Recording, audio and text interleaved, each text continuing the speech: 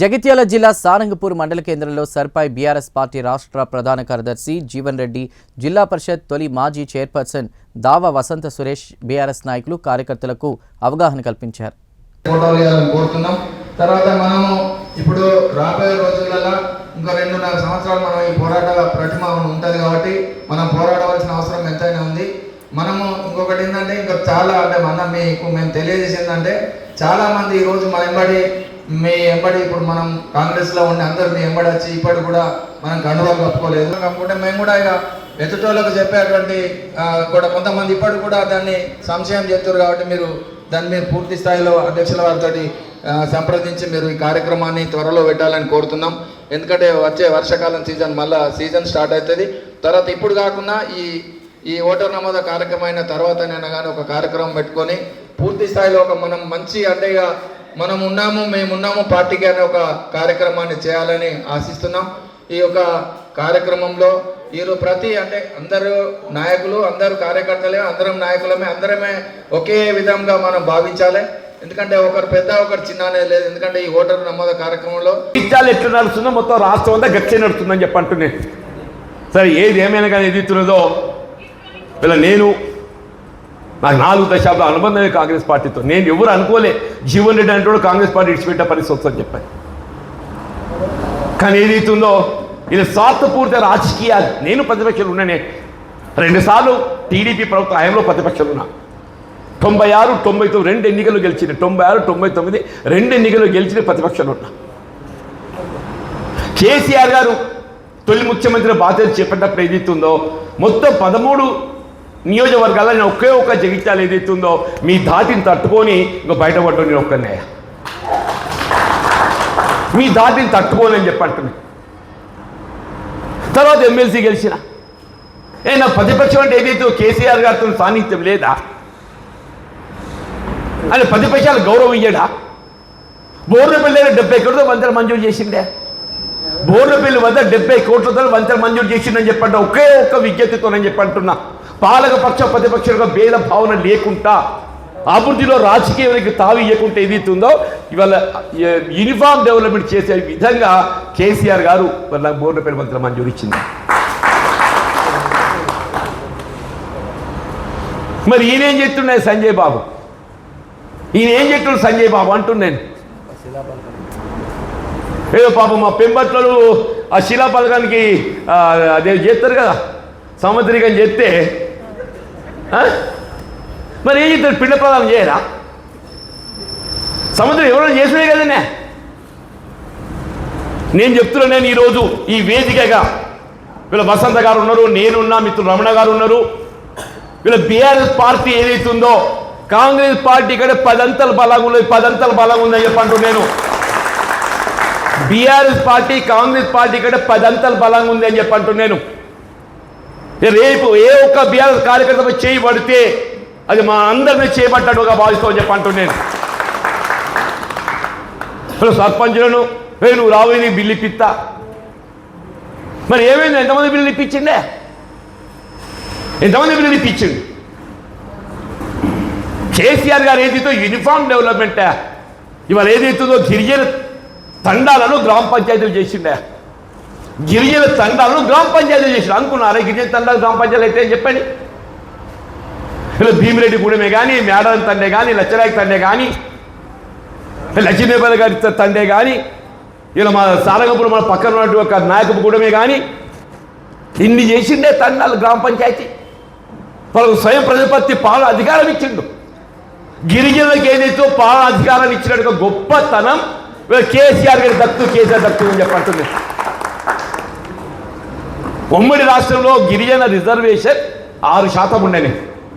మా నాయకుడు ఉండగా ఇక్కడ భాస్కర్ నాయక్ ఉమ్మడి రాష్ట్రంలో గిరిజన రిజర్వేషన్ ఓన్లీ 6% ఆయన అంటున్నాను. అప్పటికే 50% నిండింది. 50% ఏదైతే సుప్రీంకోర్టు ఆంక్షలు ఉన్నాయో 50% నిండినప్పటికీ కూడా కేసీఆర్ గారు ఏదైతుందో గిరిజనుల పట్ల అభిమానంతో సంక్షేమం కొరకు ఏదైతుందో 50+4 పెంచి ఇవాళ మొత్తం రాష్ట్రంలో 54% రిజర్వేషన్ అమలవుతుందంటారు. 54% రిజర్వేషన్ అమలవుతుందంటారు. గిరిజనులకు 6 10 చేసింది. గిరిజనులకు 6 పని చేసిండు. నిజంగా ఏదైతుందో ఇలా గిరిజనుల సంక్షేమం కొరకు, బలహీన వర్గాల సంక్షేమం కొరకు వాళ్ళు జ్యోతిబా పూలే పాఠశాలలు పెట్టిండే. ఇవాళ ఏదైతుందో ఆనాడు సమగ్ర కుటుంబ సర్వే చేస్తే ఇవాళ బీసీ జనాభా 51% వచ్చిందమ్మా. 51% వచ్చింది మీరు సర్వే చేసినప్పుడు. మొన్న ఇదే రేవంత్ రెడ్డి అయితే 46 వచ్చింది. ఇలా కేసీఆర్ గారు లెక్కలు చేస్తే 51 వచ్చింది బీసీ జనాభా. ముస్లింలు కాకుండా కేవలం హిందూ బీసీ జనాభా.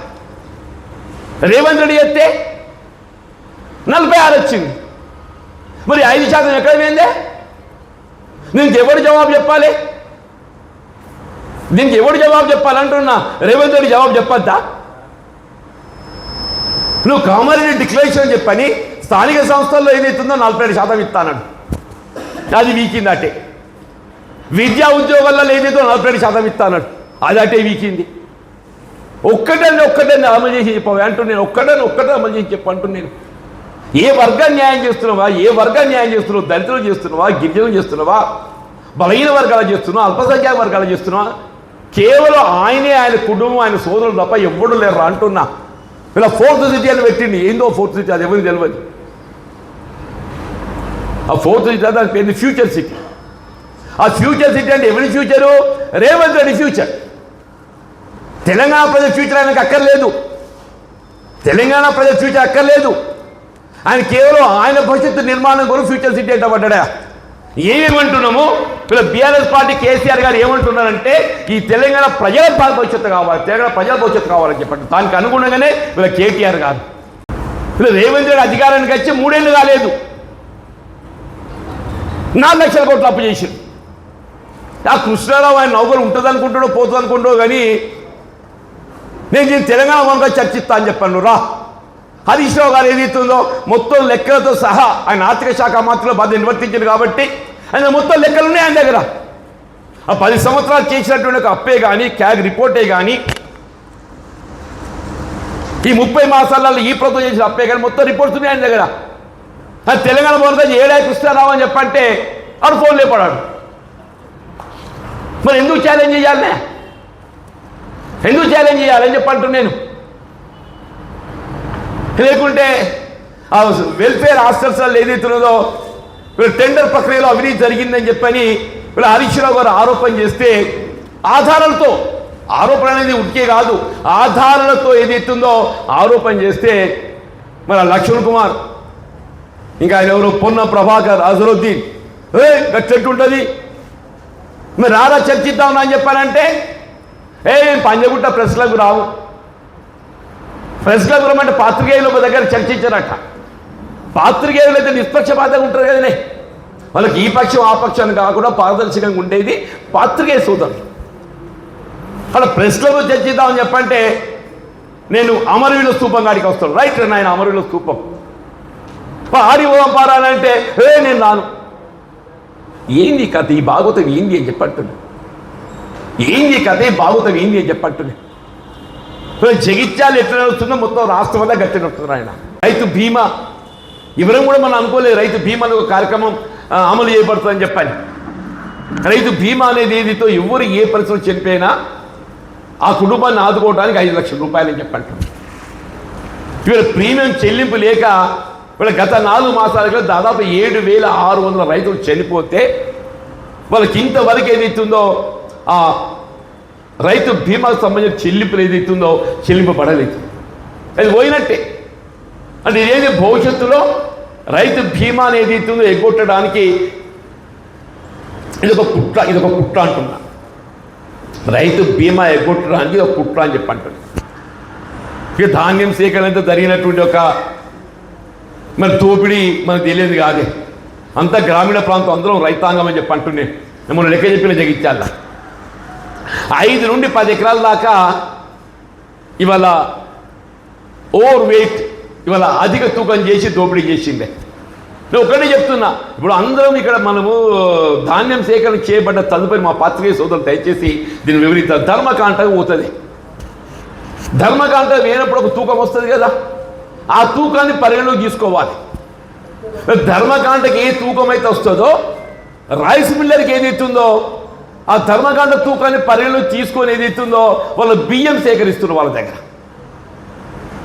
మరి మిల్లర్కి ఏదైతుందో నువ్వు ధర్మకాంట తూకాన్ని పరిగణలో తీసుకున్నప్పుడు రైతుకు చెల్లింపు చేసేటప్పుడు ఏదైతుందో ధర్మకాంట పరిగణలో తీసుకోకుండా ట్రక్ షీట్ తెర మీద పట్టుకొస్తూ ట్రక్ షీట్ అని చెప్పండి. ఈ ధర్మకాంట ట్రక్ షీట్ మధ్య ఏదైతుందో ప్రతి క్వింటల్కి 5 నుండి 10 కిలోలు వ్యత్యాసం వస్తుంది. ప్రతి క్వింటల్కి 5 నుండి 10 కిలోలు వ్యత్యాసం వస్తుంది. కిలోకు 24 రూపాయలు అంటే 8 కిలోలు అయినట్టయితే 200 రూపాయలు. ఎకరా 30 క్వింటల్ అంటే 30 ఇంటూ 200 6,000 రూపాయలు. ఇవాళ ఇక్కడ సాధారణంగా ఆన్ అన్ యావరేజ్ ప్రతి రైతు ఏదైతుందో రేవంత్ రెడ్డి ప్రభుత్వంతో రైస్ మిల్లర్తో కుమ్ముక్కై ప్రతి ఎకరా 6,000 రూపాయలు దోపిడీ చేసి మేము అన్నాం. అదిన మేము వసంత గారు ఏదైతుందో వీళ్ళ బీఆర్ఎస్ కార్యాలయం మీటింగ్ పెట్టి మీకు ఛాలెంజ్ ఇచ్చినాం, మీరు ఎంక్వైరీ చేయండి అని చెప్పాను. లేదు, ఎంక్వైరీ చేయను. చేస్తే వాస్తవం మేము ఒకటే ఎంక్వైరీ అంటాం, ధర్మకాండకు ట్రక్ మధ్య ఉన్న వ్యత్యాసాన్ని మీరు వెలికి తీయండి. అదిగోని వాళ్ళు మీరు సన్నాలే పెట్టాలి. అరే నిజమేనా, నువ్వు మార్కెట్ డిమాండ్ ఉన్న రకం పెట్టాలి నువ్వు చెప్తున్నావు, సంతోషం. మేము రైతులమే, ఎవరైనా మార్కెట్ డిమాండ్ పెట్టాలని కోరుకుంటాం. కానీ లాభసాటి కావాలి కదా. అది లాభసాటి అయినప్పుడు ఎవరమైనా ఏది ఇస్తుందో మార్కెట్ డిమాండ్ ఉండే పెడతాం మేము. నువ్వు చెప్పే రకాలు ఏది ఇస్తుందో ఎకరానికి 20 క్వింటల్ మించి రావు. ఇవాళ జై శ్రీరామ్ కానీ హెచ్ఎంటీ కానీ ఇవన్నీ ఏది ఇస్తున్నదో బీపీటీ కానీ ఎకరానికి ఎంత వస్తాయి? 20 క్వింటాలు వస్తాయి. మిగతా రకాలు ఎంత వస్తాయి? 30 క్వింటాలు వస్తాయి. మిగతా రకాలు ఎంత వస్తాయి? 30 క్వింటాలు వస్తాయి. 30 క్వింటాలు 20 క్వింటాల మధ్య వ్యత్యాసం ఎంత? 10 క్వింటాల్. 10 ఇంటూ మీరు 24 70 రూపాయలు ఉంది కదా క్వింటల్కి. 24,000 ఎంత? 2,470 రూపాయలు. అంటే ఇంటూ 10 చేస్తే 24,700 రూపాయలు ఏదైతుందో ప్రతి రైతు నష్టపోతుంది. ప్రభుత్వం ఆంక్షలతోనే ఏదైతుందో ప్రతి రైతు 24,700 రూపాయలకి నష్టపోతే నీకు లాభం ఎందుకు పెడుతున్నాడు? క్వింటల్కి 500 పెడుతున్నాడు. వాడు బోనస్ ఇస్తే ఎంత లాభం చూపుతున్నాడే? క్వింటల్కి 500. 500 ఇంటూ 10కి 20 క్వింటల్కి ఎంత అయితే? 20 ఇంటూ 500 10,000 రూపాయలే. 24,700 10,000 తీసేయి. 14,700 ప్రతి రైతు ఏదైతే ఎకరానికి నెట్ లాస్. ఏదైతుందో పార్టీ బలోపేతం చేయడానికి కూడా ముందుకు పోతుందని చెప్పండి. ఇప్పుడు ఎవరు అన్నారు? మా మిత్రుడు గంగాధర్ అనుకుంటా, ప్రసాద్ జీవరెడ్డి గారు తెచ్చిన కనుక మీ వాళ్ళు అత్తలేరు సార్ అని చెప్పాను. అరే నా మద్దతు నా అభిమతం రావాలంటున్నాను. చేసే ఎంతమంది కప్పుతాడు అంటున్నాను. నా కప్పితే ఏదైతుందో అందరికి కప్పినట్టు కాదా? నా అభిమానులు అనే వాళ్ళు, నా మద్దతు అనే వాళ్ళు ఏదైతున్నదో కేసీఆర్ గారు ఏదైతే అక్కడికి స్వయంగా జగిత్యాలకు వచ్చి మనకి ఏదైతుందో పార్టీలోకి ఆహ్వానించి చేర్చుకోవడం అంటే మనకి ఎంత గొప్పతనం, గర్వకారణమే. అది ఆలోచన చేస్తున్నారు ఎవరన్నా? సరే నేను ఇప్పటికంటున్నా, కండువాళ్ళకి అప్పుడే ప్రధాని రేపు కేటీఆర్ గారు 7th వస్తుండే. కేటీఆర్ గారు మళ్ళన్న 7వ తారీఖు వస్తున్నారు పద్మనాయకలో సమావేశం. వీళ్ళ కండువాలు కప్పడము ఆ దినం ఏదైతుందో సాధ్యమైనంత వరకు అందరికీ కప్పే ప్రయత్నం చేద్దాం. దయచేసి ఏదైతుందో కండువాలు ప్రధానం కాదా, మన మన మన ఆత్మ ప్రధానం. దయచేసి ఏదైతుందో ఇవాళ నాకు ఏదైతుందో ఇవాళ నాకు కాంగ్రెస్ పార్టీ నాకు వంచన చేస్తే రేవంత్ రెడ్డి ఇలా కేసీఆర్ గారు నాకు చేతునిచ్చి నన్ను ఆదుకున్నాడని చెప్పండి. నాకు కాంగ్రెస్ పార్టీ రేవంత్ రెడ్డి నాకు వంచన చేస్తే నన్ను ఆదుకున్నది ఎవరే? కేసీఆర్ ఆదుకున్నాడని చెప్పండి. నన్ను ఆదుకున్నది ఎవరు? కేసీఆర్ ఆదుకున్నాడని చెప్పంటున్నాను. అటువంటి